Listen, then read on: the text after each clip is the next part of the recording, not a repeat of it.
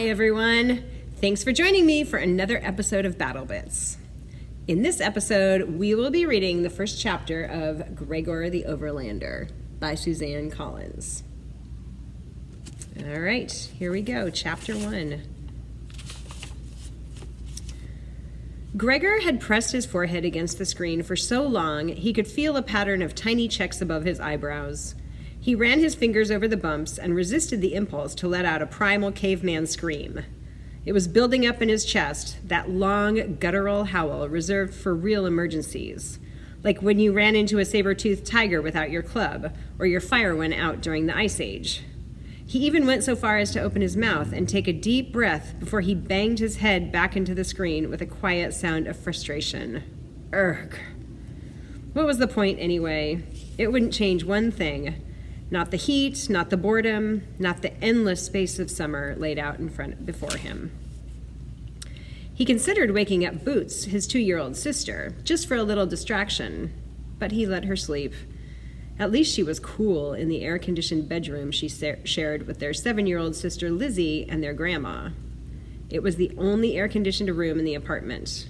On really hot nights, Gregor and his mother could spread quilts on the floor to sleep, but with 5 in the room, it wasn't cold, just lukewarm. Gregor got an ice cube from the freezer and rubbed it on his face.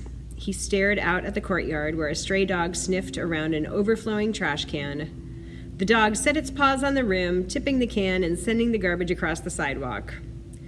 Gregor caught a glimpse of a couple of shadowy shapes scurrying along the wall and grimaced. Rats. He never really got used to them.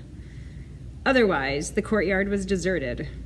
Usually it was full of kids playing ball, jumping rope, or swinging around the creaky jungle gym. But this morning, the bus had left for camp, and every kid between the ages of 4 and 14 had been on it, except for one.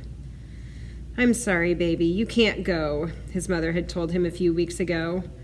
She had really been sorry, too. He could tell by the look on her face. "Someone has to watch Boots while I'm at work, and we both know your grandma can't handle it anymore." Of course he knew it. For the last year, his grandma had been slipping in and out of reality. One minute she was clear as a bell, and the next she was calling him Simon. Who was Simon? He had no idea. It would have been different a few years ago. His mom only worked part-time then, and his dad, who taught high school science, was off summers. He'd have taken care of Boots. But since his dad disappeared one night, Gregor's role in the family had changed. He was the oldest, so he picked up a lot of the slack. Looking after his little sisters was a big part of it. So all Gregor had said was, "That's okay, Mom. Camp's for kids anyway." He'd shrugged to show that, at 11, he was past caring about things like camp. But somehow that had made her look sadder. "Do you want Lizzie to stay home with you? Give you some company?" she'd asked. A look of panic had crossed Lizzie's face at the suggestion. She probably would have burst into tears if Gregor hadn't refused the offer. "Nah, let her go. I'll be fine with Boots." So here he was, not fine. Not fine spending the whole summer cooped up with a 2-year-old and his grandma who thought he was someone named Simon! He heard his grandma call from the bedroom. Gregor shook his head, but he couldn't help smiling a little. "Coming, Grandma," he called back, and crunched down the rest of his ice cube. A golden glow filled the room as the afternoon sunlight tried to force its way through the shades. His grandma lay on the bed, covered by a thin cotton quilt. Every patch on the quilt had come from a dress she had made for herself through the years. In her more lucid moments, she'd talk Gregor through the quilt. "This polka-dotted Swiss I wore to my cousin Lucy's graduation when I was 11. This lemon yellow was a Sunday dress. And this white is in actual fact a corner of my wedding dress. I do not lie." This, however, was not a lucid moment. "Simon," she said, her face showing relief at the sight of him. "I thought you forgot to pack your lunch pail. You'll get hungry plowing." His grandma had been raised on a farm in Virginia and had come to New York when she married his grandfather. She had never really taken to it. Sometimes Gregor was secretly glad that she could return to that farm in her mind, and a little envious. It wasn't any fun sitting around their apartment all the time. By now, the bus would probably be arriving at camp, and Lizzie and the rest of the kids would... "Gigo!" squealed a little voice.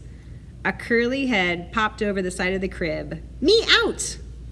Boots stuck the soggy end of a stuffed dog's tail into her mouth and reached up both arms to him. Gregor lifted his sister high in the air and blew a loud raspberry on her stomach.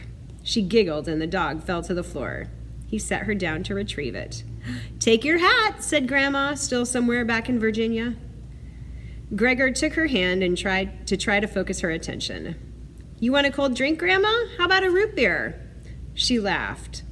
"A root beer? What is it, my birthday?" "How did you answer something like that?" Gregor gave her hand a squeeze and scooped up Boots. "I'll be right back," he said loudly. His grandma was still laughing to herself. "A root beer," she said, and wiped her eyes. In the kitchen, Gregor filled a glass with icy root beer and made Boots a bottle of milk. "Code," she beamed, pressing it to her face. "Yes, nice and cold, Boots," said Gregor. A knock on the door startled him. The peephole had been useless for a good 40 years. He called through the door. "Who is it?"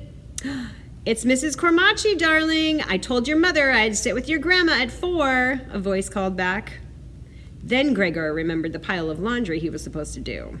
At least he'd get out of the apartment.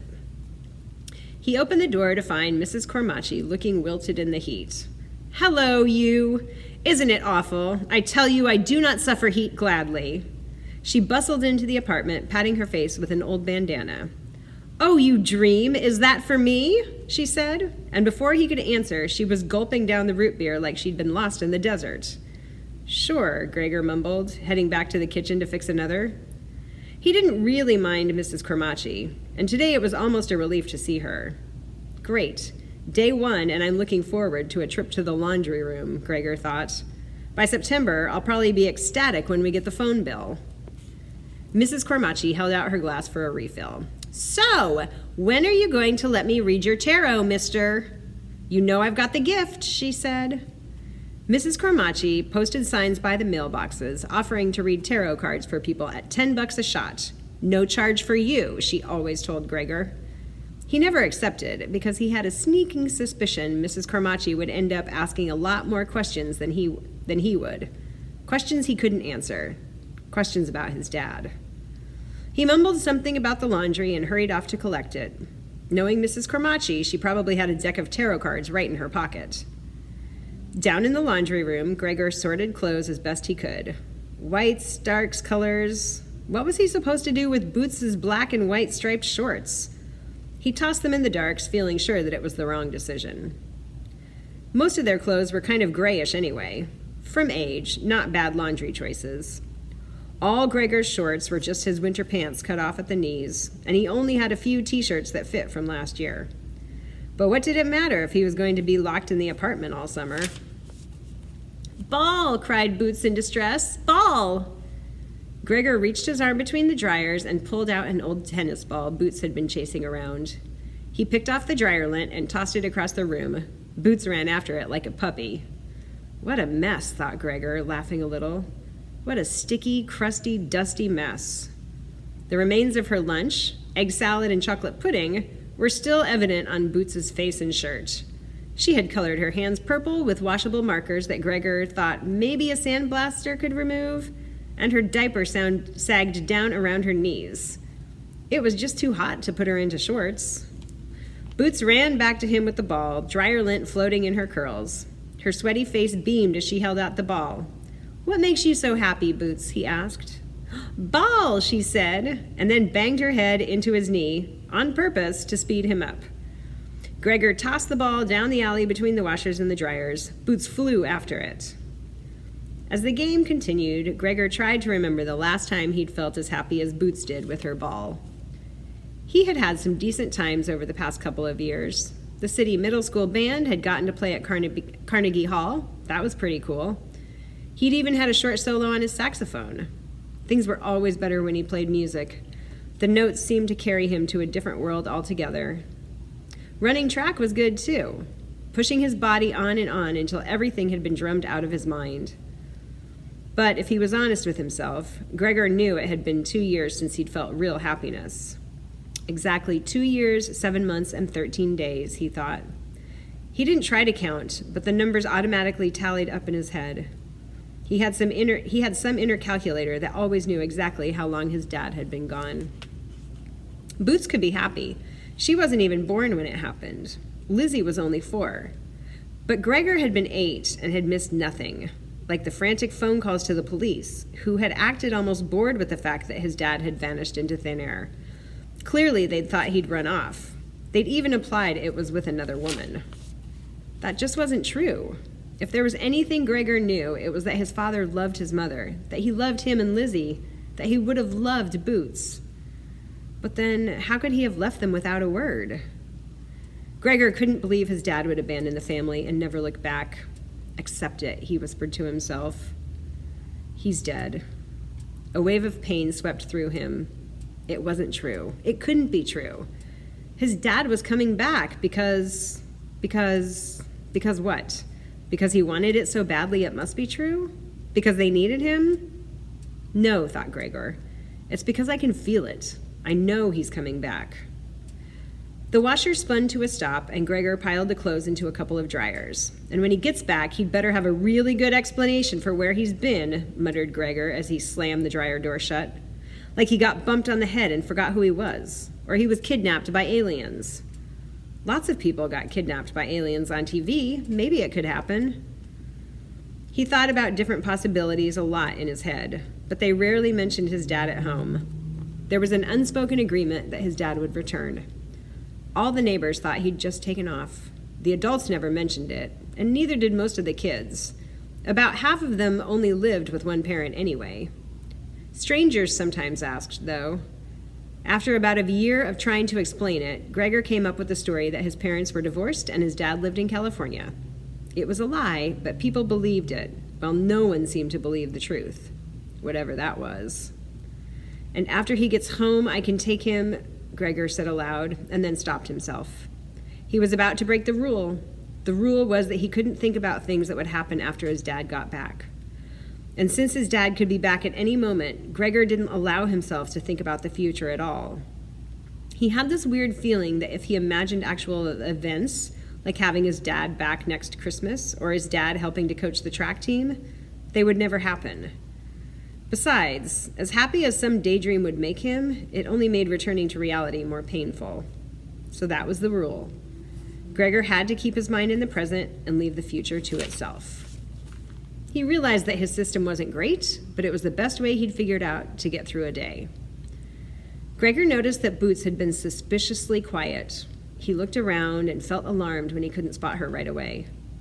Then he saw a scuffed pink sandal poking out from the last dryer. "Boots, get out of there," said Gregor. You had to watch her around electrical stuff. She loved plugs. As he hurried across the laundry room, Gregor heard a metal clunk and then a giggle from Boots. Great, now she's dismantling the dryer, thought Gregor, picking up speed.